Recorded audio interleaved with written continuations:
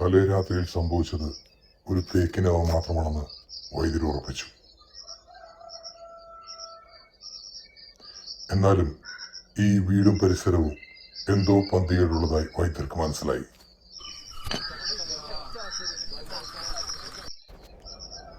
ആ പഹയനൊന്നും പറയാതെ കയറ് വിട്ട് കിട്ടിപ്പൊക്കിയതെല്ലാം കൂടി തന്നെയടിച്ച് കിണറ്റിലേക്ക് വീണു. പിന്നെ പൊങ്ങിക്കിടന്ന കയറിനെടുത്ത് പാതാളക്കാരന് ചുറ്റി പൊക്കി നോക്കിയപ്പോ അതിന്റെ ഇടയിൽ വീട്ട് പഴയ തുണിക്കെട്ട്. ഇത് ആരെന്നാലേ നമുക്ക് അവിടെ നിന്ന് പോയി നോക്കണം.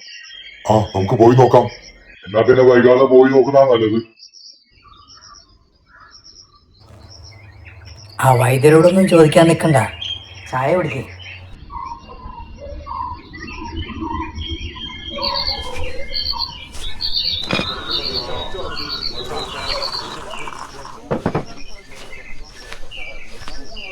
എന്തൊക്കെയാ വീട്ടിൽ നടക്കുന്നതെന്ന് നമുക്കൊന്ന് അന്വേഷിക്കണം.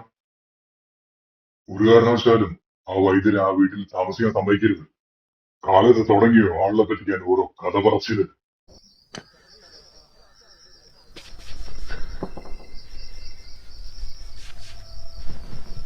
ഓരോ അപലക്ഷണങ്ങൾ കണ്ടില്ല എന്ന് അടിക്കണ്ട. എന്തോ സംഭവിക്കാൻ പോകുന്നുണ്ട്. ഇത് നമ്മുടെ നാടിനെ നശിപ്പിച്ചേ പോകൂ.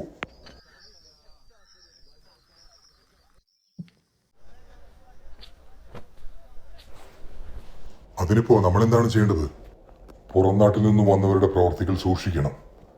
അവരത് ചെയ്യാൻ അനുവദിക്കരുത്. അത് ദൂഷ്യമേ ചെയ്യൂ. ഈ വീടിനെ ചുറ്റിപ്പറ്റി നാട്ടുകാർ പറഞ്ഞു നടക്കുന്ന യക്ഷിക്കഥകൾക്ക് ഉത്തരം കണ്ടെത്തേണ്ടത് വൈദ്യരുടെ ആവശ്യമായി മാറി. ഈ രാത്രിയിൽ തന്റേതായ ചില അന്വേഷണങ്ങൾ നടത്താൻ വൈദ്യർ തീരുമാനിച്ചുറച്ചു.